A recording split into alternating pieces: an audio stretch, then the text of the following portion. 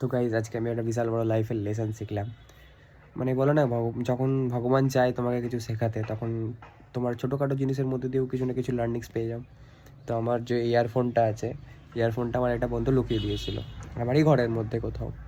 এবার আয়রনি হচ্ছে এটা যে ও লুকিয়ে ভুলে গেছে যে কোথায় লুকিয়েছিল। তো আমি গোটা ঘর ফর খুঁজে 5 ঘন্টা ধরে কোথাও পাচ্ছি না। ভগবানকে বললাম যে প্লিজ খুঁজে দিও।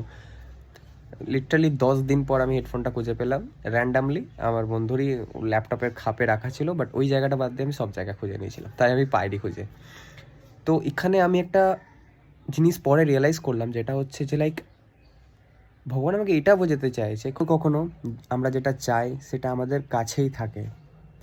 মানে ওই জিনিসটা আমার লিটারালি 10 মিটারের ডিস্টেন্সেই ছিল, অথচ 10 দিন ধরে আমি খুঁজে পাইনি, মেন্টাল স্ট্রেস সব কিছু থাকা সত্ত্বেও।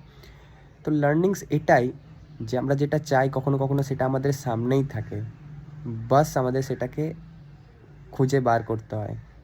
তো লাইফেও তাই কখনো কখনো এরকম হয় যে আমরা যে জিনিসটা চাইছি বহুত দিন ধরে, সেটা আমাদের হয়তো কোনো একটা হ্যাবিট চেঞ্জের উপর ডিপেন্ড করে।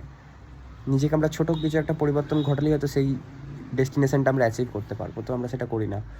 তো আমি এটাই বলবো যে এই জিনিসটা থেকে আমি এই লাইফ লেসনটা পেলাম, তাই আমি তোমাদের সঙ্গে এটা শেয়ার করতে এলাম।